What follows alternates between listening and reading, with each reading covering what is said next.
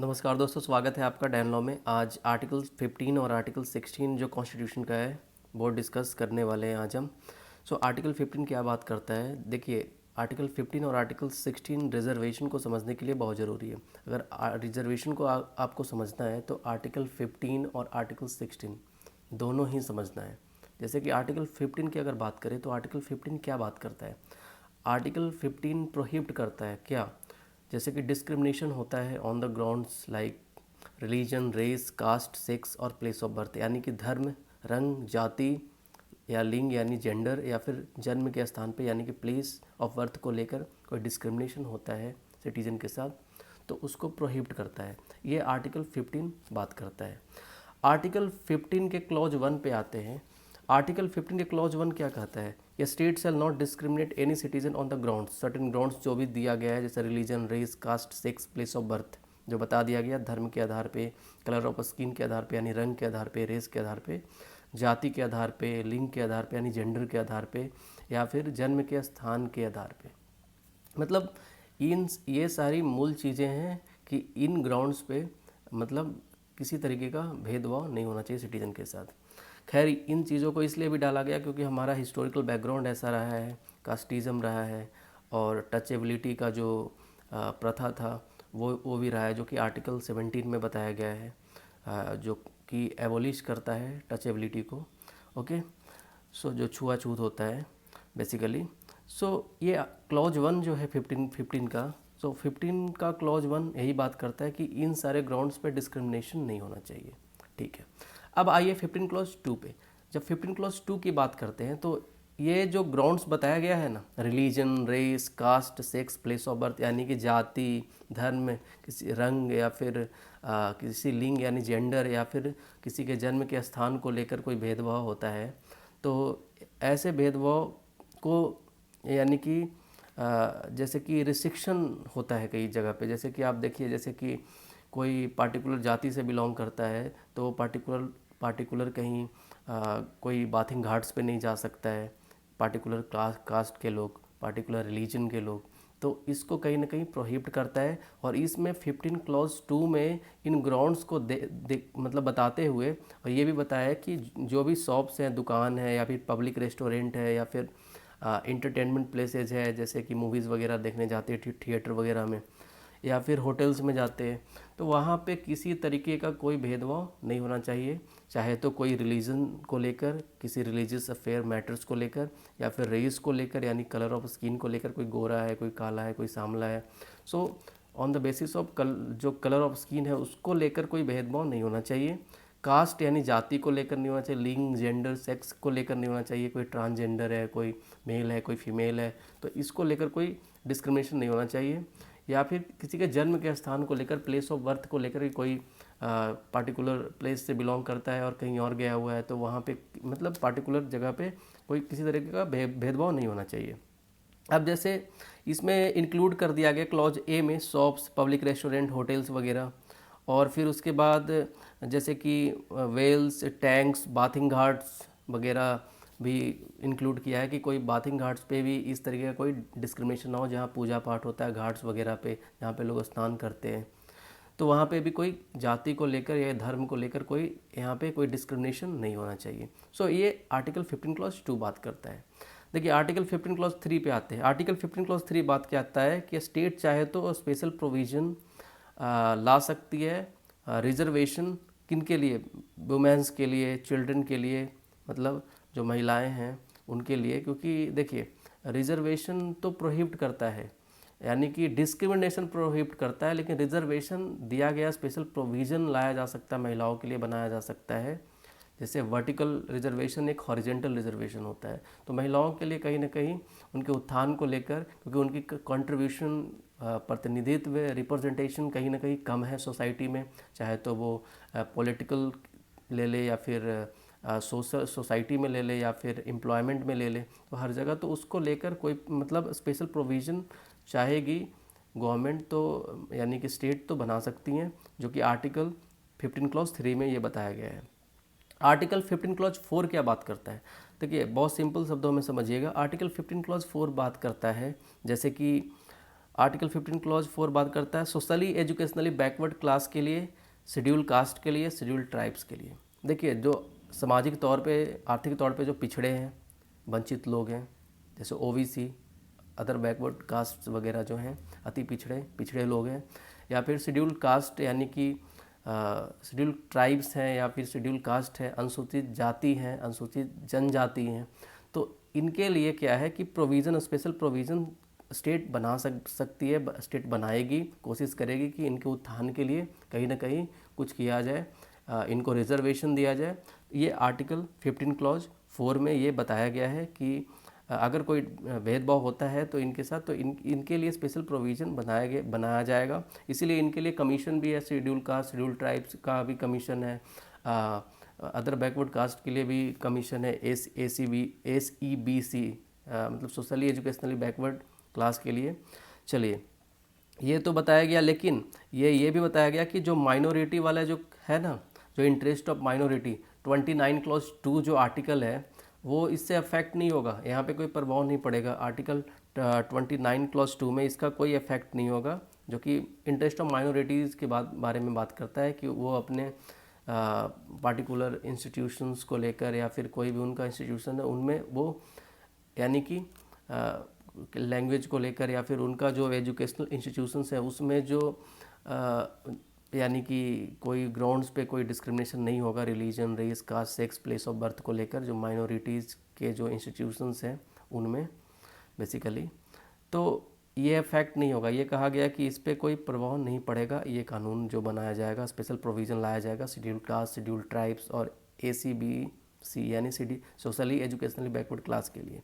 चलिए 15 क्लॉज 5 पे आते हैं। 15 क्लॉज 5 क्या बात करता है? अगर 15 क्लॉज 5 की बात करें तो ये बात करता है, देखिए 15 क्लॉज 5 को समझने के लिए आर्टिकल 19 क्लॉज 1 को समझना जरूरी है। आर्टिकल 19 क्लॉज 1 सब क्लॉज जी, फिर से मैं दोहरा रहा हूँ, आर्टिकल 19 क्लॉज 1 सब क्लॉज जी को समझना जरूरी है, जहाँ पे free to practise any profession, occupation, या फिर कोई भी बिजनेस, यानी कि कोई व्यवसाय, कोई बिजनेस कर सकते हैं आप, फ्री है, ये आपका अधिकार है, फ्रीडम है, आपको आज़ादी मिली है पूरे भारत में।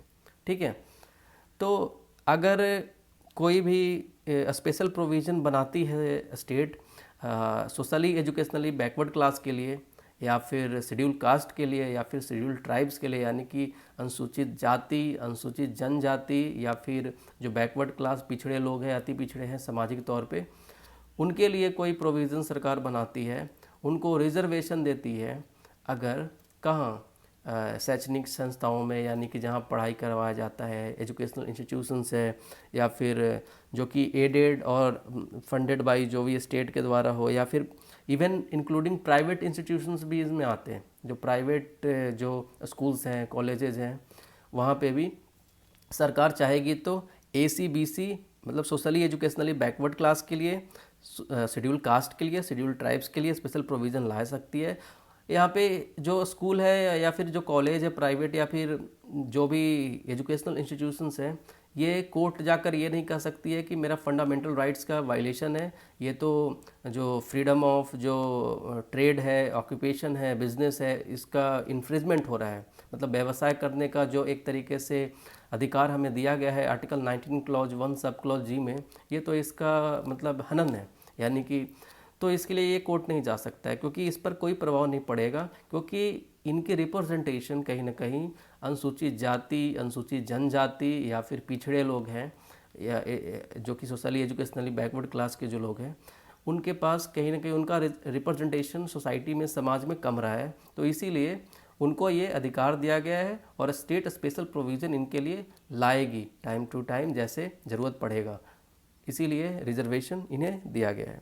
खैर, लेकिन 15 क्लॉज 5 को समझते हुए ये भी ध्यान में रखना है आपको कि ये अप्लाई कहाँ पे नहीं होगा, other than minority educational institution, जो कि 30 क्लॉज 1 में है। आप 30 क्लॉज 1 पढ़िएगा तो उसमें बताया गया है कि एजुकेशनल इंस्टीट्यूशंस या फिर जो भी इंस्टीट्यूशन माइनॉरिटी के द्वारा बनाया जाता है, ओके।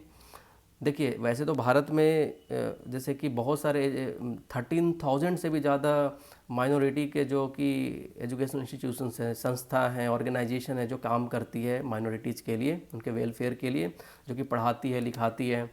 जैसे मिशनरीज हो गए या फिर कोई ऑर्गेनाइजेशन हो गया, मदरसा हो गया, तो इन पे ये चीज़ अप्लाई नहीं होगा अदर देन वहाँ पे socially educationally backward class, schedule caste, schedule tribes, क्योंकि वो तो ऑलरेडी माइनॉरिटीज़ के लिए बनाया गया है, समझ गए।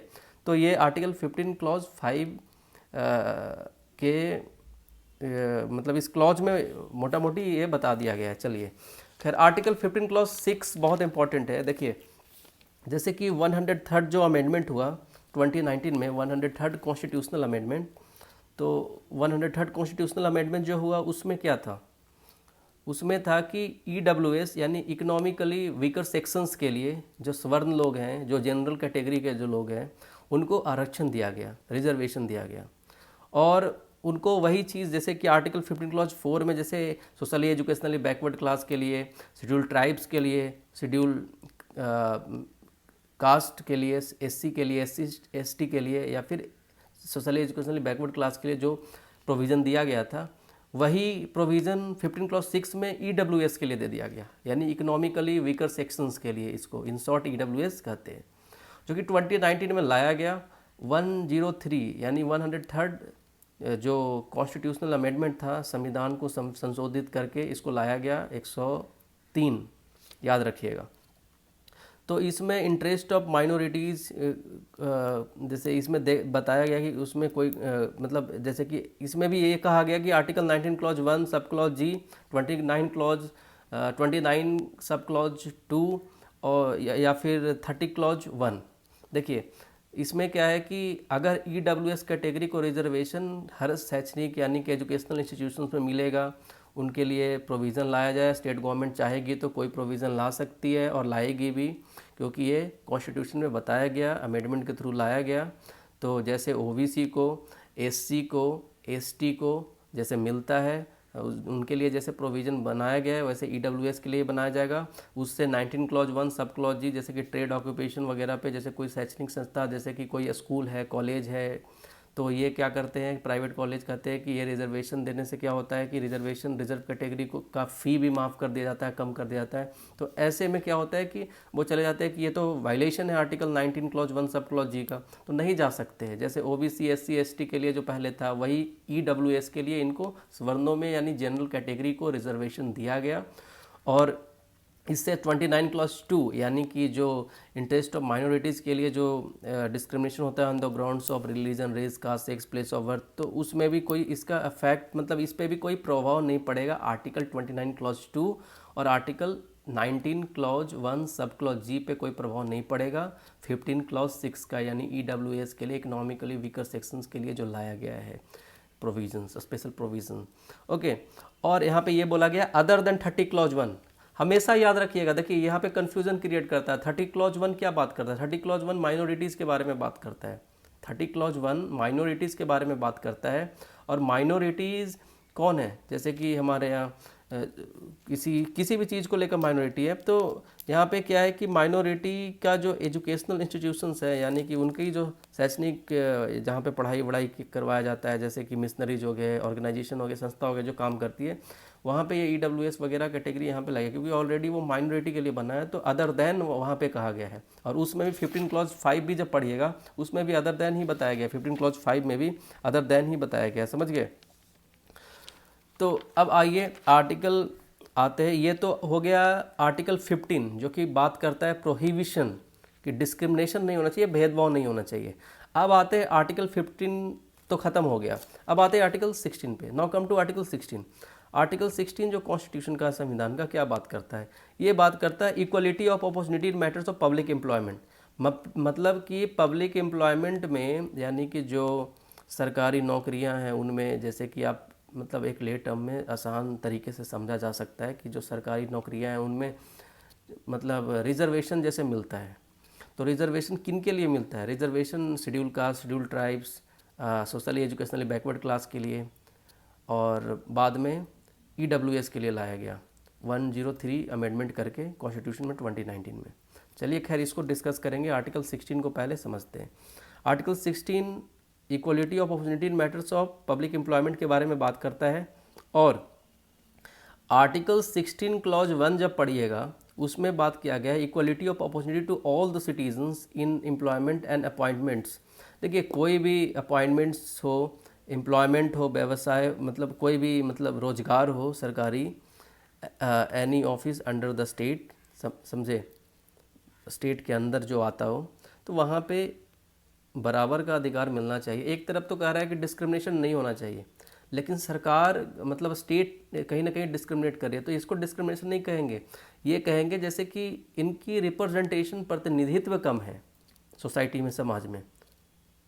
जब इसकी हिस्टोरिकल बैकग्राउंड पे जाइएगा तो पिछड़े, अति पिछड़े, सामाजिक तौर पे जो लोग हैं, या फिर पढ़ाई में उनका मतलब इन्वॉल्वमेंट कम रहा है कहीं ना कहीं, कि योगदान उनका कम रहा है, पढ़ाई जैसे रिसोर्सेज उनके पास कम रहा है, तो सोशली एजुकेशनली बैकवर्ड क्लास के लोग पढ़ नहीं पाए, तो वो भी पिछड़े हैं। और देश का काफ़ी ज़्यादा जो जनसंख्या है, जो 65% अप्रॉक्सीमेटली जो सोशली एजुकेशनली बैकवर्ड क्लास के अंदर आते हैं, जो ओबीसी कम्युनिटी है, वो मतलब इतना ज़्यादा जनसंख्या है कि मतलब इनको एक तरीके से रिप्रेजेंटेशन, इनकी प्रतिनिधित्व कम थी। जो एम्प्लॉयमेंट में हो, सरकारी नौकरियां में हो, या फिर बड़े बड़े पद पे हो, तो उनको ये छूट दिया गया। और बाकी जो अनुसूचित जाति हो गए, अनुसूचित जनजाति हो गए, शेड्यूल कास्ट और शेड्यूल ट्राइब्स, उनको भी ये चीज़ दिया गया। खैर, तो ये तो हो गया आर्टिकल 16 क्लॉज 1। अब आते हैं आर्टिकल 16 क्लॉज 2। इसमें क्या कहा गया है कि in any employment there should be no discrimination on the ground, कि कोई भी रोजगार हो, इन रोजगारों में किसी तरीके का डिस्क्रिमिनेशन नहीं होना चाहिए। रेस, यानी कि कलर ऑफ स्किन को लेकर, कि कोई गोरा है कोई काला है, रिलीजन यानी धर्म को लेकर, सेक्स यानी लिंग, जेंडर को लेकर, कोई ट्रांसजेंडर है, कोई फीमेल है, कोई मेल है, तो इस चीज़ को लेकर कहीं ना कहीं भेदभाव नहीं होना चाहिए। प्लेस ऑफ बर्थ को लेकर, रेसिडेंस को लेकर, कि कोई कहाँ से बिलोंग कर रहा है, अगर ये भेदभाव होता है तो ये फंडामेंटल राइट से कहीं ना कहीं वायलेशन है, समझ गए, मतलब मूल अधिकार का हनन है। आर्टिकल 16 क्लॉज 2 में ये बताया गया है कि एम्प्लॉयमेंट में ये सब चीज़ें नहीं होनी चाहिए। बेसिकली आर्टिकल 16 एम्प्लॉयमेंट के बारे में ही बात करता है कि बराबर का अधिकार मिलना चाहिए। और बराबर का अधिकार मिलने के लिए क्या होता है, जो पिछड़े लोग हैं, जो आर्थिक तौर पे पिछड़े हैं, जो सामाजिक तौर पे पिछड़े हैं, जो जनजाति हैं, या फिर जो अनुसूचित जाति हैं, अनुसूचित जनजाति हैं, उनको कहीं ना कहीं अधिकार मिलना चाहिए। शुरू से ही वो पढ़ाई लिखाई से वंचित रहे हैं, तो उनको मौका अवसर देना चाहिए, और उसका एक ही इलाज है कि उसको रिजर्वेशन दिया जाए। तो इसीलिए ये संविधान में, कॉन्स्टिट्यूशन में ये चीज़ें डाली गई थी। चलिए, अब आर्टिकल 16 क्लॉज 2 तो समझ में आ गया। 16 clause 3, parliament can make any law regarding appointments for any class. देखिए आर्टिकल 16 क्लॉज 3 ये परमिट करता है, पार्लियामेंट के पास यह अधिकार देता है संसद को कि वो कानून बना सकता है, मतलब किसी भी क्लास या क्लासेज के लिए, यानी schedule caste, schedule tribe, socially educationally backward class हो गया, या फिर लेटर ऑन जो EWS लाया गया है, तो वो बना सकती है, इसको अधिकार मिला है, ठीक है। और इसी के तहत बनाया गया है ये जो प्रोविज़न जो डाला गया है रिजर्वेशन का, वो बाद में डिस्कस करता हूँ अभी मैं, ठीक है। आर्टिकल 16 क्लॉज 4 क्या बात करता है, आर्टिकल 16 क्लॉज 4 बात करता है बैकवर्ड क्लास के लिए, याद रखिएगा, OBC, प्रोविज़न फॉर रिजर्वेशन, जैसे कि अपॉइंटमेंट को लेकर एम्प्लॉयमेंट में, या फिर उनके पोस्ट को लेकर कहीं ना कहीं फेवर किया जाता है अदर बैकवर्ड कास्ट को, समझे, यानी कि बैकवर्ड क्लास को। ये कहा गया है 16 क्लॉज 4। 16 क्लॉज 4A में क्या बात किया गया, देखिए 4 और 4A, 4 भी बहुत कन्फ्यूज़न है, ये 16 का क्लॉजेज जो है। 16 क्लॉज 4A में क्या कहा गया, देखिए 16 क्लॉज 4A में क्या कहा गया है, 16 क्लॉज 4A में कहा गया कि शेड्यूल कास्ट, यानी शेड्यूल कास्ट और शेड्यूल ट्राइब्स, अनुसूचित जाति, अनुसूचित जनजाति, अपॉइंटमेंट्स को लेकर या फिर उनके प्रमोशंस को लेकर स्टेट कैन मेक लॉ, कि मान लिया कोई खाली स्थान है या प्रमोशन को लेकर, तो प्रमोशन में भी इनको रिजर्वेशन मिलता है। और ये 4A के अंदर डाला गया है कि कोई भी अपॉइंटमेंट्स हो या फिर प्रमोशंस हो कोई भी एम्प्लॉयमेंट में, सरकारी नौकरियों में, इसमें सरकारी नौकरियों में इनको मतलब एक अधिकार दिया गया है कि प्रमोशन में इनको अपॉर्चुनिटी दिया जाएगा, इनके लिए सीटें रिजर्व रहेगी, ठीक है। और स्टेट उसके लिए कानून बना सकती है, अभी बनाएगी सरकार चाहेगी तो समय पे। और ये 16 क्लॉज 3 में भी ये अधिकार है कि कोई भी क्लासेस के लिए वो प्रोविज़न, स्पेशल प्रोविज़न ला सकते हैं एम्प्लॉयमेंट को लेकर स्टेट। चलिए, अब 16 क्लॉज 4 भी क्या बात करता है, कोई अनफिल्ड वैकेंसी है, जैसे कि बहुत सारे वैकेंसी खाली हो जाती है, पिछले साल की कोई वैकेंसी है जिसमें खाली रह गया, जो कि ओबीसी एससी एसटी के लिए जो है, मान लिया जाए ओबीसी एससी एसटी का जो वैकेंसी निकला था उसमें कुछ रिक्त स्थानें हो गई, मतलब सीट भर नहीं पाया, तो कई बार होता है कि जनरल कैटेगरी को दे दिया जाता है। नहीं, यहाँ पे क्या है, प्रेफरेंस दिया जाएगा। प्रेफरेंस यानी कि 4 और 4A में क्या कहा गया है, 4 में बैकवर्ड ओबीसी के लिए, 4A में एससी एसटी के लिए कहा गया है। तो कहीं ना कहीं यहाँ पे सेपरेट क्लास ऑफ वैकेंसी जिसको माना जाएगा। मान लिया नेक्स्ट ईयर जो वैकेंसी आ रहा है वो अलग है, जो अनफिल्ड वैकेंसी है उसमें भी इनको रिजर्वेशन दिया जाएगा, लेकिन रिजर्वेशन 50% से ज़्यादा एक्सीड नहीं होना चाहिए। समझ गए?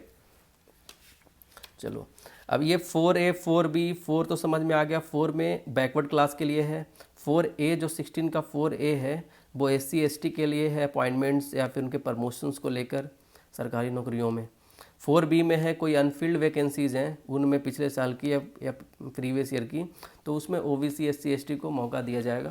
चलिए, 16 क्लॉज 5 क्या बात करता है, देखिए 16 क्लॉज 5 बात करता है कि कोई मतलब प्रभाव नहीं पड़ेगा अगर मान लिया जाए कि कोई पदधारी है, इनकम्बेंट है, जैसे ऐसे बताया गया है कि मतलब करंट ऑफिस को होल्ड कर रहे हैं कोई रिलीजियस इंस्टीट्यूशंस के, पार्टिकुलर रिलीजन को लेकर, मान लिया कि इस्लामिक रिलीजन है तो उसके कोई इंस्टीट्यूशन है, तो कोशिश किया जाता है कि उसी धर्म के लोग उसको संचालित करें। तो उसमें किसी तरीके का जो इनकम्बेंट है, जो पदधारी हैं वो सही है, इस पर कोई मतलब करंट जो होल्डर है ऑफिस का, दैट इज़ एनफ कि कोई रिलीजियस इंस्टीट्यूशंस है। जाहिर सी बात है कोई रिलीजियस इंस्टीट्यूशन है हिंदू का, तो जाहिर सी बात है कि वहाँ पंडित रहेंगे।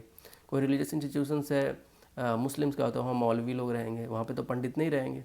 तो जाहिर ये समझने की बात है, जैसे चर्च है तो फादर रहेंगे वहाँ पे तो कोई पंडित जाएगा नहीं, या फिर मतलब कोई पंडित जाके वहाँ तो फादर नहीं बनेगा। तो एक ऐसे आप समझिए, जैसे कि मैं डिस्क्रिमिनेट नहीं कर रहा हूँ, इस चीज़ को समझाने की कोशिश कर रहा हूँ, ठीक है, मेरा ये मनसा नहीं है। आर्टिकल 16 क्लॉज 5 जो है, इसको मतलब इस पर कोई प्रभाव नहीं पड़ेगा, जो पदधारी है किसी पार्टिकुलर रिलीजन को लेकर, उन रिलीजन में, पार्टिकुलर रिलीजन में अपना अपना सबका राइट्स है दिया हुआ। अब देखिए, इसी को अमेंडमेंट किया गया 16 क्लॉज 6। जब 16 क्लॉज 6 जब आप पढ़िएगा तो उसमें बताया गया है, यही से सारा चीज़ खेल आता है 16 क्लॉज 6 का।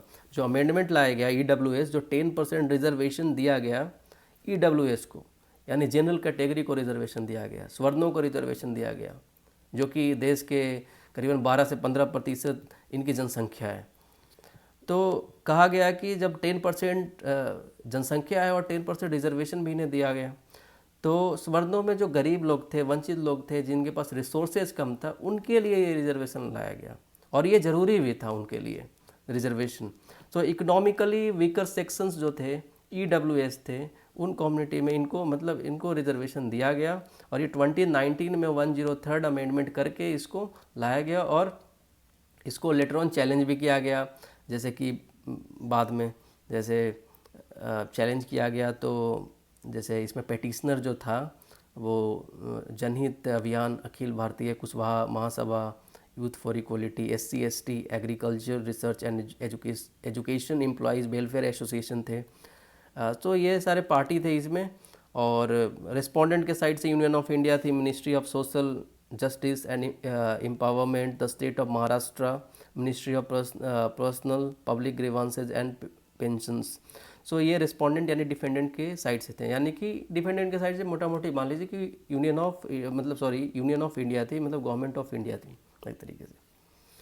तो इसका जो केस का डिटेल्स है, ये जो इसका जजमेंट आया लेटर ऑन, कि जैसे इसमें चैलेंज किया गया था कि जो 103rd कॉन्स्टिट्यूशनल अमेंडमेंट है वो कहीं ना कहीं 50% जो रिजर्वेशन है उसको एक्सीड करती है।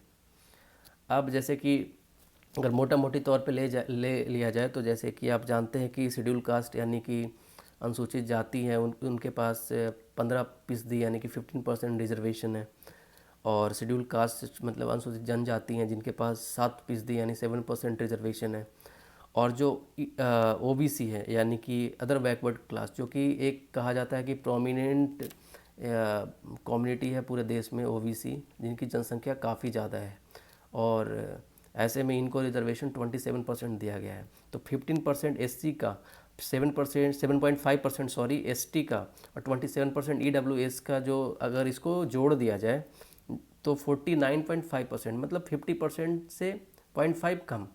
तो 50% रिजर्वेशन तो ऑलरेडी है। तो जो स्वर्णों को यानी कि जनरल कैटेगरी को जो रिजर्वेशन दिया गया, तो इसमें कहा जा रहा था कि जो इंदिरा साहनी का जो जजमेंट था उसके बारे में बताया गया। खैर 103rd कॉन्स्टिट्यूशनल अमेंडमेंट को चैलेंज किया गया, पर इसमें कुछ हुआ नहीं। 3:2 के जो मेजोरिटी से इसका वर्डिक्ट आया, और जैसे रिजर्वेशन बाद में ऐड करके बोला कि 59.50 हो जाएगा, यानी कि 49.5 जो रिजर्वेशन है पूरा पहले से ही है, और 10 अगर और जोड़ दो तो 59.50% हो जाता है। खैर, इसमें जो इम्पॉर्टेंट केस लॉ है उसको समझेंगे। जैसे कि इम्पॉर्टेंट केस लॉ में बहुत सारे ऐसे केस लॉ हैं जो कि इम्पॉर्टेंट है एज पर द एग्जामिनेशन के लिए भी, अगर आप देख रहे हैं। जैसे कि आर्टिकल 16 की अगर बात करें तो आर्टिकल 16 क्या है। आर्टिकल 16 में जैसे कि बताया कि रिजर्वेशन मतलब दिया गया एम्प्लॉयमेंट में, सरकारी नौकरियों में। So Balaji versus state of Mysore का केस है। इसमें कहा गया supreme court held that article 16 clause 4 का जो प्रोविज़न है only confers discretion to make a special provision for backward class of citizens. Okay, कि केवल बैकवर्ड क्लास ऑफ सिटीजन्स के लिए बोला गया। लेकिन अब एक प्रोमिनेंट केस इसमें आता है, जो कि केस है, याद रखिएगा, ये केस है Indira Sahni versus union of India 1993, supreme court का केस है, AIR 1993। इसमें स्कोप ऑफ आर्टिकल 16 क्लॉज 4 को एग्जामिन किया, और बेसिकली इसमें जो रिपोर्ट था, जब मंडल कमीशन के बारे में आपने सुना होगा, सो उसमें क्या था कि बैकवर्ड क्लास की बात की जा रही थी, मतलब बैकवर्ड क्लास के बारे में ही बात की जा रही थी। तो backward class of citizens in article 16 clause 4 में, जैसे कि मैंने बताया कि 16 क्लॉज 4 में जो बात करता है बैकवर्ड क्लास के लिए बात करता है, जो कि एक तरीके से आइडेंटिफाई है ऑन द बेसिस ऑफ, देखिए अब जैसे बैकवर्ड क्लास कौन होगा, तो सुप्रीम कोर्ट ने कहा कि बैकवर्ड क्लास के लिए केवल जातीय तौर पे पिछड़े रहना बैकवर्ड क्लास नहीं कहलाएगा। अगर उस जाति में अगर आर्थिक तौर पे यानी इकोनॉमिक तौर पे अगर पिछड़े हैं तो वो बैकवर्ड क्लास कहा जाएगा। लेकिन ये अदर देन EWS, ये EWS नहीं है, EWS अलग है, समझ गए। So the court stuck down economic criteria for reservation को स्टक कर दिया 16 क्लॉज 4 को, यानी कि इस ग्राउंड को मेंशन नहीं किया, और कहा कि आर्थिक तौर पर रिजर्वेशन नहीं दिया गया था उसमें 1993 में, बैकवर्ड क्लास को रिजर्वेशन वो बेसिकली दिया गया, और वो basically socially educationally backward class को दिया गया, समझ गए। Article 16 clause 4 is not an exception to article 16 clause 1. Okay, it is an instance of classification. Reservation can be made under article 16 clause 1. The court overruled the decision in Balaji versus state of Mysore.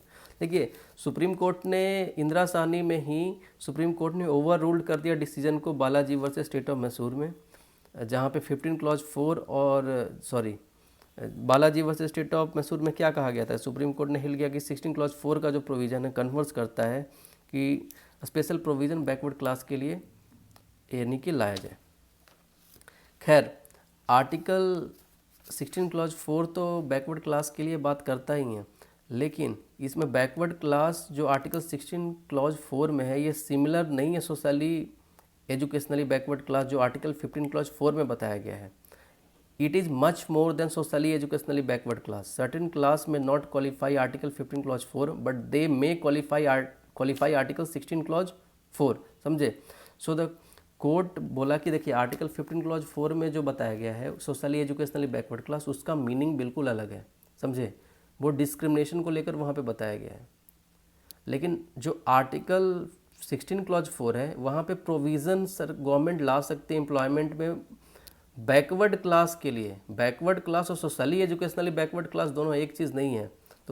तो court ने over rule कर दिया, जो decision था Balaji versus state of Mysore वाला जो case था उसको ओवर रूल किया इंदिरा साहनी में, कहा कि दोनों को एक मत समझो, दोनों अलग अलग है। सोशली एजुकेशनली बैकवर्ड क्लास और बैकवर्ड क्लास के ही केवल बारे में बात करता है, वो अलग चीज़ है। बैकवर्ड क्लास यानी कि जो जातीय तौर पर पिछड़े रहे हमेशा से उन्हें दबाया गया है, पिछड़े लोग में भी अति पिछड़े हैं ऐसे। तो उनको ये बैकवर्ड क्लास कैटेगरी किया गया है। और Balaji versus state of Mysore को क्या किया गया, उस कोर्ट ओवर रूल कर दिया डिसीजन, इस डिसीजन को, और बताया गया कि article 15 clause 4 and 16 clause 4 is not same, okay, and over rule कर दे डिसीजन को। आप जब आर्टिकल बेयर एक्ट अगर आपके पास है तो उसको देखिएगा तो समझ में आएगा, इतना आसान नहीं है समझना इसको, ठीक है। और इसमें कहा गया creamy layer must be excluded from the backward classes. अब जैसे इंदिरा साहनी में ही कहा दिया creamy layer, non creamy layer. अब जैसे कि ओबीसी के बारे में जैसे आप पढ़िएगा तो वहाँ पे बताया जाता है कि ओबीसी एनसीएल मतलब नॉन क्रीमी लेयर जिसको मिलता है रिजर्वेशन, और ओबीसी में जो क्रीमी लेयर हैं वो जनरल कैटेगरी के बराबर माने जाते हैं, उनके पास कोई रिजर्वेशन नहीं होता है। अब ये time to time government decide करती है, स्टेट डिसाइड करती है कि क्या क्राइटेरिया होगा। जैसे ईडब्ल्यूएस का जो भी होगा जिसका फैमिली में इनकम 8 लाख से कम है प्रेजेंटली अभी, ये टाइम टू टाइम स्टेट इसको चेंज भी कर सकती है, क्या क्राइटेरिया होगा इसका प्रॉपर।